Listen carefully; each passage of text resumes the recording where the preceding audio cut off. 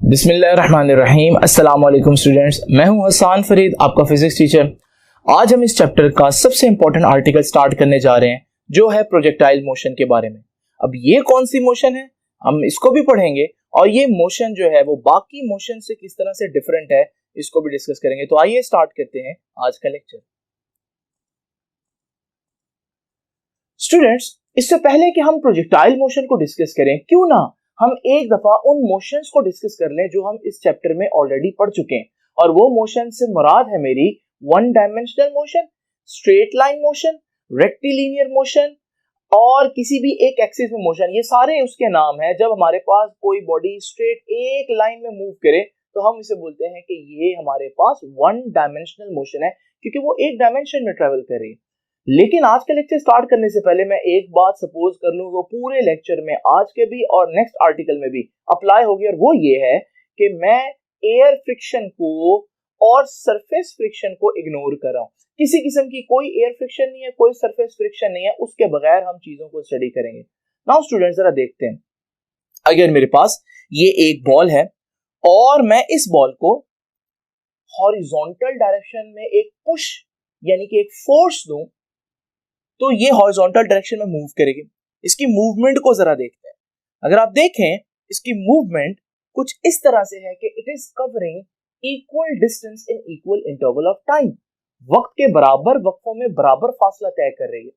यानी कि दूसरे अल्फाज में, हॉरिजॉन्टल डायरेक्शन में अगर एयर फ्रिक्शन को इग्नोर कर दें तो कैसी वेलोसिटी होगी जी? Constant velocity. और जब वेलोसिटी कांस्टेंट हो, वेलोसिटी चेंज ना हो, तो इसे हम क्या बोलते हैं? इसे तो हम बोलते हैं कि एक्सेलरेशन इज जीरो। तो हम ये भी कह सकते हैं वेलोसिटी कांस्टेंट है, हम ये भी कह सकते हैं एक्सेलरेशन इज जीरो। किस एक्सिस की बात कर रहा हूं? हॉरिजॉन्टल में एक्स एक्सिस मूवमेंट। और वो भी कब? जब एयर फ्रिक्शन नहीं होगी। तो ये है हमारे पास एक वन डायमेंशनल मोशन। क्यों वन डायमेंशनल? क्योंकि उसने एक ही डायमेंशन में मूव किया। लेकिन वो इस तरह से मूव क्यों कर रहा है? क्योंकि हमें मालूम है स्टूडेंट्स, इनर्शिया कहता है, लॉ ऑफ इनर्शिया, न्यूटन का फर्स्ट लॉ, कि अगर कोई चीज चल रही है तो वो हमेशा के लिए चलती रहेगी। तो अगर आपसे कोई पूछे कि भाई हॉरिजॉन्टल मोशन इस तरह से क्यों है, तो आप कहेंगे हॉरिजॉन्टल मोशन इस वजह से है, बिकॉज ऑफ इनर्शिया। तो horizontal motion is due to inertia. ये होगी वन डायमेंशनल मोशन, लेकिन हॉरिजॉन्टल डायरेक्शन में वन डायमेंशनल मोशन है। अब जरा इमेजिन करें, अगर मैं किसी बॉल को ऊपर फेंक, अब आपको मालूम है जब मैं किसी बॉल को ऊपर फेंकता हूं तो यहां पर अगर आप एयर फ्रिक्शन इग्नोर कर दें, फिर भी हमें मालूम है कि ग्रेविटी की एक फोर्स मौजूद है जो कि उस ऑब्जेक्ट को नीचे को खींच रही होगी। जब वो उसको नीचे को खींच रही होगी तो चीज जो है वो इक्वल डिस्टेंस कवर नहीं करेगी थ्रू आउट द जर्नी, बल्कि वो क्या करेगी? शुरू में बहुत ज्यादा डिस्टेंस कवर करेगी, लेकिन बाद में आहिस्ता आहिस्ता वो स्लो होना शुरू हो जाएगी। तो अगर हम इस मोशन को देखें तो ये मोशन हमें कुछ इस तरह से नजर आएगी, और आप देख रहे हैं कि शुरू में ज्यादा डिस्टेंस और आहिस्ता आहिस्ता स्पीड कम हो रही है, और एक पॉइंट पर आकर स्पीड जीरो हो जाएगी, जहां से वो वापस गिर जाएगा। अगर हमसे ये पूछा जाए कि वर्टिकल मोशन इस तरह से क्यों है, तो आप कहेंगे वर्टिकल मोशन इस वजह से है ड्यू टू ग्रेविटी। ग्रेविटी की वजह है। तो हमारे पास जो वर्टिकल मोशन है वो इक्वल टाइम में इक्वल डिस्टेंस कवर नहीं कर रहे। नाउ स्टूडेंट्स, अगर हम वर्टिकल मोशन में देखें तो क्या यहां पर स्पीड कांस्टेंट है? आप कहेंगे नहीं, speed is not constant, speed is variable. और जब स्पीड चेंज हो, वेलोसिटी चेंज हो, तो हमारे पास बॉडी में क्या होता है बेटा? एक्सेलरेशन। जिसका मतलब वर्टिकल अगर कोई चीज को फेंके तो उसमें एक्सेलरेशन होगा। ये दोनों वन डायमेंशनल मोशन है, लेकिन इन दोनों में फर्क क्या है? हॉरिजॉन्टल मोशन जो है वो कांस्टेंट स्पीड मोशन है, यानी कि नो एक्सेलरेशन, जबकि जो वर्टिकल हमारे पास मोशन है उसमें हमारे पास एक्सेलरेशन होता है। बहरहाल एक्सेलरेशन हो या ना हो, ये हमारे पास एक वन डायमेंशनल मोशन है। इन सारी बातों को जो मैंने अभी आपके सामने लिखी हैं, इनको बहुत अच्छे तरीके से अपने नोटबुक में नोट कर लें, क्योंकि ये आगे आपके काम आने वाली है। अदरवाइज आपको ये लेक्चर समझ में नहीं आएगा। इमेजिन करें कि हमारे पास एक बच्चा एक ट्रक में है और ट्रक रुका हुआ है, और वो बच्चा एक बॉल से कैच खेल रहा है। बॉल फेंकता है और वापस बॉल उसके हाथ में आती है। सपोज करें बॉल वापस उसके हाथ में आती है 5 सेकंड के बाद। आप लोगों ने भी ऐसा किया होगा। लेकिन स्टूडेंट्स, आपके ख्याल में जब ये ट्रक चल रहा होगा और वो बॉल को ऊपर फेंकेगा तो ट्रक तो आगे को निकल जाएगा, तो बॉल गिरेगी पीछे। क्या ऐसा होगा? अगर आपने देखा हो स्टूडेंट, जब आप चलती गाड़ी में किसी चीज को ऊपर फेंके, गाड़ी जितना मर्जी तेज चल रही हो फिर भी आपके हाथ में ही आती है वो चीज, आप फिर भी उसको कैच कर लेते हैं। इसका मतलब ऐसा नहीं होगा। असल में क्या होगा कि जब वो उस बॉल को ऊपर फेंकेगा, वो बॉल 5 सेकंड के बाद उसके हाथ में आएगी, लेकिन हमारे पास अब वो ट्रक उस जगह पर मौजूद नहीं होगा जहां पर वो पहले मौजूद था। इसका मतलब ये हुआ कि जब बॉल वर्टिकल जा रही थी, ट्रक हॉरिजॉन्टल जा रहा था, तो बॉल की वर्टिकल मोशन को ट्रक के हॉरिजॉन्टल डायरेक्शन में जाने से कोई किसी किस्म का फर्क नहीं पड़ा। अगर आप ध्यान से देखेंगे तो हर लम्हे जो बॉल है वो उस बच्चे के बिल्कुल ऊपर ही मौजूद रही, हालांकि ट्रक हॉरिजॉन्टल डायरेक्शन में जा रहा था। अगर आप ओवरऑल मोशन देखेंगे, क्या आप ये कहेंगे बॉल ने वर्टिकल मोशन की? क्या आप ये कहेंगे बॉल ने सिर्फ हॉरिजॉन्टल मोशन की? आप कहेंगे बॉल ने वर्टिकल मोशन भी की है और बॉल ने हॉरिजॉन्टल मोशन भी किया, क्योंकि बॉल अगर हम देखें उस जगह पर नहीं गिरी जहां पर उसको ऊपर फेंका गया था। यानी कि ये एक ऐसी मोशन है जो वन डायमेंशनल नहीं है बल्कि टू डायमेंशनल मोशन है। स्टूडेंट एक और एग्जांपल को देखते हैं। अगर आपके पास एक प्लेन है और ये प्लेन उड़ रहा है और इससे एक पार्सल गिराया जाता है, आप देखेंगे जब ये पार्सल गिरेगा तो ये पार्सल प्लेन के साथ साथ मूव करेगा और हमेशा प्लेन के नीचे रहेगा। यानी कि जिस पॉइंट पर पार्सल को आपने फेंका वहीं नहीं गिरेगा, बल्कि ये भी प्लेन की स्पीड से आगे जाएगा, क्योंकि जब ये प्लेन के अंदर था तो जो स्पीड प्लेन के पास वही इसके पास। यानी कि यहां पर भी आप देखेंगे कि पार्सल के आगे जाने की जो मोशन है हॉरिजॉन्टल मोशन, उसकी वर्टिकल मोशन की वजह से डिस्टर्ब नहीं हो रही। यानी कि हम कह सकते हैं कि यहां पर जो ऑब्जेक्ट है वो भी टू डायमेंशनल मोशन में है। आप पहली वाली एग्जांपल देखें या दूसरी वाली एग्जांपल देखें, दोनों में आप ये बात पर एग्री करेंगे कि बॉडी जो है वो दो डायमेंशंस में मूव कर रही है, यानी कि ये टू डायमेंशनल मोशन हुई। और टू डायमेंशनल में एक हॉरिजॉन्टल डायमेंशन है, एक वर्टिकल डायमेंशन है, लेकिन हॉरिजॉन्टल डायमेंशन में मैंने आपको बताया था ना एक्सेलरेशन नहीं होगा। वर्टिकल डायरेक्शन में एक्सेलरेशन होगा और वो भी किस वजह से होगा? Due to gravity. स्टूडेंट्स बच्चे यहाँ पर बहुत ज्यादा परेशान होते हैं और उनको ये बात समझ में नहीं आती कि ये टू डायमेंशनल मोशन क्या है। लेकिन अगर ये जो सेंटेंस मैं बोलने जा रहा हूँ आप इसको अच्छी तरह से सोच लें, और जब भी आपको प्रोजेक्टाइल के बारे में इमेजिन करने को कहा जाए आप ये सेंटेंस जहन में रखें तो आपकी लाइफ आसान हो जाएगी। वो सेंटेंस क्या है? वो सेंटेंस ये है कि बजाय आप ये कहें कि projectile is two dimensional motion, आप कहें a projectile consist of two one dimensional motion. यानी प्रोजेक्टाइल के अंदर दो मोशंस हैं, लेकिन अगर आप दोनों को अलग अलग अकेले अकेले देखो तो वो तो वही मोशन है जो इस चैप्टर में हम पढ़ चुके हैं, हॉरिजॉन्टल डायरेक्शन में और वर्टिकल डायरेक्शन में।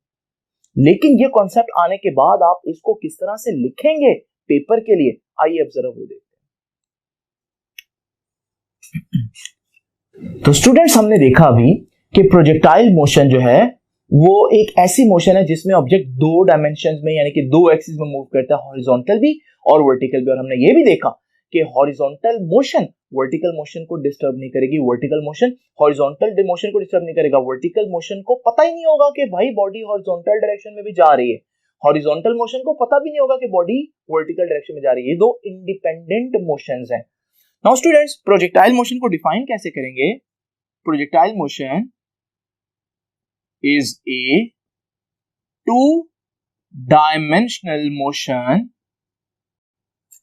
two-dimensional motion। मैंने आपको क्या बताया स्टूडेंट्स? आप कहें ये टू डायमेंशनल मोशन नहीं है, ये टू वन डायमेंशनल मोशंस हैं, एक एक्स एक्सिस में और एक वाई एक्सिस में। बहरहाल बुक की वर्डिंग को हम फॉलो करेंगे। Is a two dimensional motion under constant acceleration due to gravity. देखिए ना, मैंने आपको पहले बताया कि कितने एक्सिस में मूव कर रहा है? दो एक्सिस में। हॉरिजॉन्टल में कोई एक्सेलरेशन नहीं होगा, वर्टिकल में एक्सेलरेशन होगा, ग्रेविटी। तो पूरी प्रोजेक्टाइल में अगर हम देखें तो एक ही एक्सेलरेशन है, वो भी ड्यू टू ग्रेविटी है। नाउ स्टूडेंट्स कुछ एग्जांपल्स ऐसी जिनमें बॉडी एक डायमेंशन की बजाय दो डायमेंशन में मूव करे, तो जरा देखते हैं जी। नंबर 1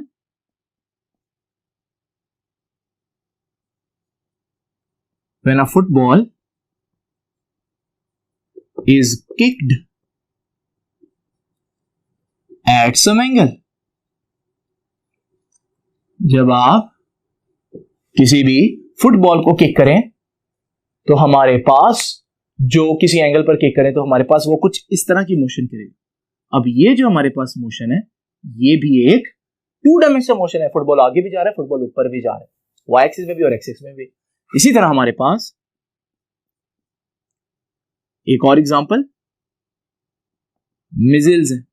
आपको मालूम है कि जब मिसाइल्स फायर किए जाएं तो मिसाइल्स एक जगह से दूसरी जगह जब जाकर गिरते हैं तो वो भी हमारे पास क्या है, एक टू डायमेंशनल मोशन है।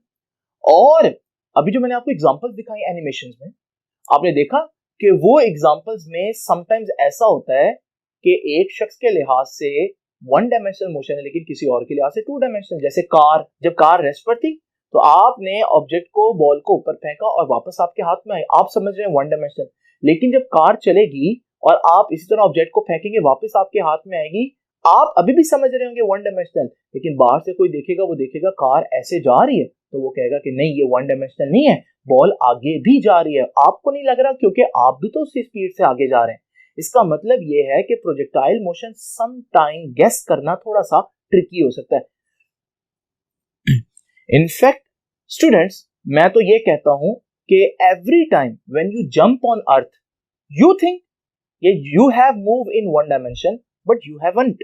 तो ये देखिए हमारे पास, अगर मैं एक जमीन पर खड़ा हूं, मैं इसको जंप करता हूं, जैसे ही मैं जंप करूंगा अब मुझे लगता है कि मैं वापस उसी जगह पर आकर गिरा हूं जमीन के ऊपर। लेकिन अगर आपको मालूम हो तो हमें आइडिया कि जमीन भी तो मूव कर रही है सन के गिर्द।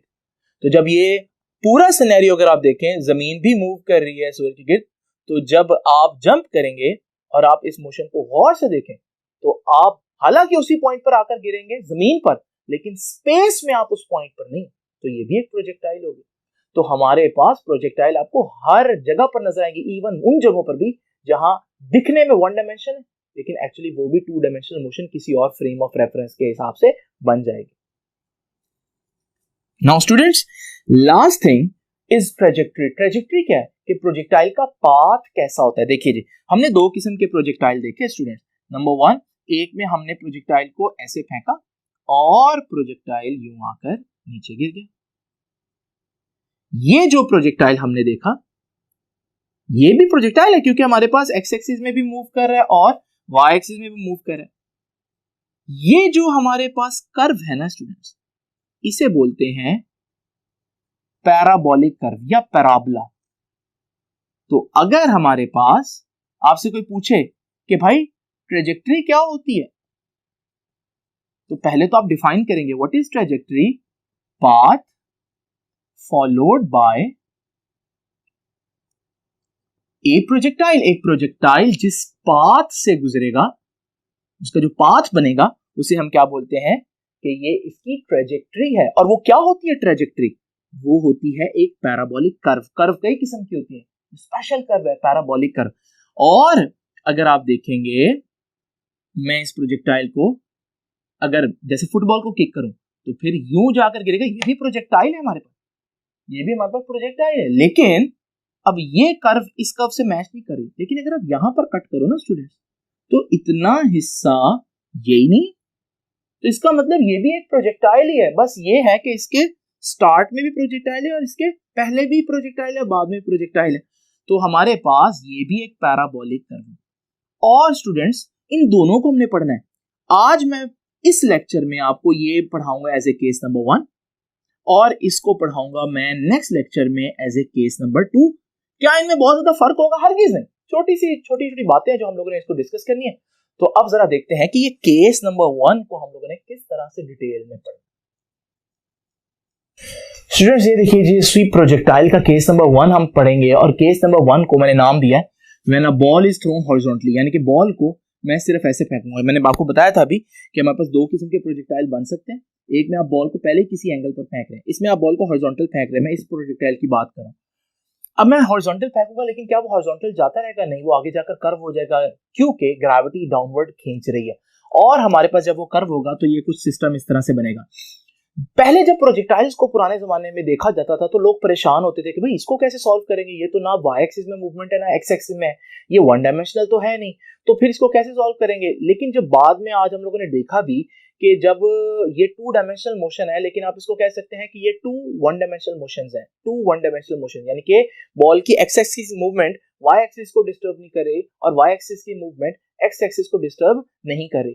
इस सूरत में लोगों को ये आइडिया आया कि क्यों ना हम वाई एक्सिस की कैलकुलेशन अलग करें, और जब वाई एक्सिस की कैलकुलेशन करनी तो वाई एक्सिस का एक्सेलरेशन, वाई एक्सिस का डिस्टेंस, वाई एक्सिस की वेलोसिटी पुट करेंगे। जब एक्स एक्सिस में कैलकुलेशन करनी है तो फिर सारी चीजें एक्स एक्सिस में पुट करेंगे। अब हमें मालूम है हॉरिजॉन्टल मोशन में कि हमने we have ignored air friction, ऐसे ही हमने पहले ये डिसाइड कर लिया था कि there is no air friction. जब एयर फ्रिक्शन नहीं होगी तो हॉरिजॉन्टल जाने वाली वेलोसिटी को एक ही चीज छेड़ सकती थी और वो थी एयर फ्रिक्शन, और वो तो है नहीं। तो आप देखेंगे बॉडी के जो आगे जाने की जो स्पीड है ये हमेशा बराबर रहेगी। मैं टोटल स्पीड की नहीं बात कर रहा, मैं बॉडी के आगे जाने की स्पीड की बात कर रहा हूं। तो इसका मतलब हम कहेंगे कि ये हॉरिजॉन्टल वेलोसिटी तो कांस्टेंट हुई, और आपको मालूम है कांस्टेंट हॉरिजॉन्टल वेलोसिटी, और हमें मालूम है कि अगर किसी चीज की हॉरिजॉन्टल वेलोसिटी कांस्टेंट हो तो उसका एक्सेलरेशन जीरो है। तो हम कहेंगे कि हॉरिजॉन्टल डायरेक्शन में किसी किस्म का कोई एक्सेलरेशन नहीं होगा, हॉरिजॉन्टल डायरेक्शन। अब जरा देखते हैं वर्टिकल मोशन को भी। वर्टिकल मोशन नीचे आने की मोशन। देखो नीचे जब मैंने ऑब्जेक्ट को फेंका था उस वक्त ऑब्जेक्ट को मैंने सीधा फेंका, यानी कि ऑब्जेक्ट के इनिशियली नीचे आने की कोई स्पीड नहीं है, वो आगे जाकर नीचे आया लेकिन इनिशियली उसके नीचे आने की कोई स्पीड नहीं है। तो मैं कह सकता हूं कि वर्टिकल मोशन में इनिशियल वर्टिकल वेलोसिटी जीरो है। आप देख रहे हैं कोई नीचे आने की स्पीड नहीं, बाद में बनी, और फिर जो बाद में स्पीड है नीचे आने की वर्टिकल मोशन की, वो आहिस्ता आहिस्ता स्पीड बढ़ रही है। क्यों बढ़ रही है? क्योंकि ग्रेविटी है, ग्रेविटी जो है वो एक्सेलरेट करती है ऑब्जेक्ट्स को अपनी तरफ। इसका मतलब क्या वर्टिकल मोशन में एक्सेलरेशन है? तो आप कहेंगे यस, वर्टिकल मोशन में एक्सेलरेशन है, और कितना है? जितना ग्रेविटेशनल एक्सेलरेशन होता है स्टूडेंट। ये सारी बातें आपने लिखनी है स्टूडेंट्स, और आपने बुक का जो पहला पैराग्राफ है उसको लिखना है। अब मुझे आज दो चीजें कैलकुलेट करनी है। नंबर वन, प्रोजेक्टाइल कितना नीचे गिरेगा, वर्टिकल डिस्टेंस कितना कवर किया। नंबर टू, प्रोजेक्टाइल जहां गिरेगा वहां से हॉरिजॉन्टल कितना दूर होगा, यानी कि हॉरिजॉन्टल डिस्टेंस x। तो दो चीजें फाइंड आउट करनी है, हॉरिजॉन्टल डिस्टेंस x और वर्टिकल डिस्टेंस y। बहुत आसान है। जब आपने हॉरिजॉन्टल डिस्टेंस फाइंड आउट करना है आपने वही वन डायमेंशन की इक्वेशंस लगानी है, लेकिन सारे पैरामीटर्स जो हैं, सारे वेरिएबल्स आपने हॉरिजॉन्टल के पुट करने हैं। हमें मालूम है स्टूडेंट्स कि s is equal to VIT plus half AT square, ये तो पढ़ा हम लोगों ने। लेकिन हम कौन सा डिस्टेंस निकाल रहे हैं? हॉरिजॉन्टल। तो डिस्टेंस भी हॉरिजॉन्टल, उसकी वेलोसिटीज भी हॉरिजॉन्टल और एक्सेलरेशन भी हॉरिजॉन्टल। नाउ स्टूडेंट्स बड़ी आसान बात है, हमें मालूम है डिस्टेंस हॉरिजॉन्टल में तो x है, VIX इनिशियल वर्टिकल वेलोसिटी वो तो थी हॉरिजॉन्टल में, ये है initial vertical, into t plus half AX। अब AX क्या है? हॉरिजॉन्टल डायरेक्शन में एक्सेलरेशन, हॉरिजॉन्टल में जाने की जो स्पीड है वो कांस्टेंट है, उसमें कोई एक्सेलरेशन नहीं है। ये एक्सेलरेशन स्टूडेंट जीरो हो जाएगा। जब ये एक्सेलरेशन जीरो हो जाएगा, ये सारी टर्म जीरो हो जाएगी। तो हमारे पास यहीं पर मैं फाइनल फार्मूला लिख देता हूं कि x is equal to VIX into t। आपके पास हॉरिजॉन्टल स्पीड हो और आप टाइम से मल्टीप्लाई कर दो, आपके पास कितना आगे जाकर गिरेगा प्रोजेक्टाइल, प्रोजेक्टाइल की रेंज क्या होगी ये पता चल जाएगा। अब जरा देखते हैं प्रोजेक्टाइल जो है वो वर्टिकली कितना नीचे आएगा। ये देखिए स्टूडेंट्स, हम फिर से यही फार्मूला लगाएंगे, कोई नया फार्मूला नहीं। लेकिन जब वर्टिकल के लिए कैलकुलेशन करनी है तो हमने सारी चीजें जो हैं वो वर्टिकल वाली निकालनी, बस ये हम लोगों ने ध्यान रखना। लो जी स्टूडेंट्स, ये देखिए, क्योंकि वर्टिकल डिस्टेंस की बात कर रहे हैं, ये भी वर्टिकल, ये भी वर्टिकल और ये भी वर्टिकल। अब हमें मालूम है इनिशियल वर्टिकल, इनिशियली तो मैंने फेंका ही हॉरिजॉन्टल में, तो इनिशियल तो वर्टिकल थी ही नहीं, तो इनिशियल वर्टिकल यहां पे मैंने लिखा है, कितनी है? 0। और हमारे पास डिस्टेंस y एक्सिस में, वो तो मैंने उसको y का नाम दिया, तो y इज इक्वल टू ये 0 हो जाएगा। और क्या रह जाएगा, हाफ ए वाई वर्टिकल में एक्सेलरेशन तो ग्रेविटी का है, तो half G T square. Now students, ये हमारे पास दो फॉर्मूले आ गए, हाफ जी टी स्क्वायर। बस इतनी सी बात थी और यही आपका केस नंबर 1 जो है कंप्लीट हो गया। स्टूडेंट्स, इस इक्वेशन को देखकर शायद आप लोगों को बड़ा नॉर्मल फील हो, लेकिन इस इक्वेशन को देखकर मुझे बड़ा एक शॉक लगा और मैं बताता हूं कि एक्चुअली वो शॉक क्या है। ये देखिए, अगर मेरे पास एक ऑब्जेक्ट नीचे गिर रहा स्टूडेंट, इस पर अगर मैं यही इक्वेशन अप्लाई करूं, s is equal to v i t plus half a t square, आपने पढ़ी भी पहले इक्वेशन। आपको मालूम है जब वो ऑब्जेक्ट नीचे आ रहा है, जब मेरे हाथ से उसने लीव किया उस वक्त उसकी वेलोसिटी थी 0। जब मैं इधर भी वेलोसिटी 0 को पुट करूंगा तो हमारे पास इक्वेशन क्या आएगी, हाफ और एक्सेलरेशन नीचे आते हुए g का होता है तो टी स्क्वायर। अब हाफ जी टी स्क्वायर ये किसका है, किसके लिए है? ये ऐसी चीज जो बिल्कुल कहां आ रही हो, फ्रीली फॉल कर रही हो, नीचे गिर रही हो, बस प्रोजेक्टाइल नहीं है ये, वन डायमेंशनल मोशन, वही इक्वेशन। और यहां पर भी वही इक्वेशन आई, और ये जो इक्वेशन आई है ये आप देखेंगे तो ये प्रोजेक्टाइल के लिए। इसका मतलब अगर आप यहां T1 पुट करते हैं और आप यहां भी T1 पुट करते हैं तो आपका आंसर तो सेम आएगा। इसका मतलब 1 सेकंड के बाद अगर चीज सीधा नीचे आ रही है वो भी उसी पॉइंट पर पहुंचेगी, और अगर प्रोजेक्टाइल 1 सेकंड के बाद देखेंगे वो भी उसी पॉइंट पर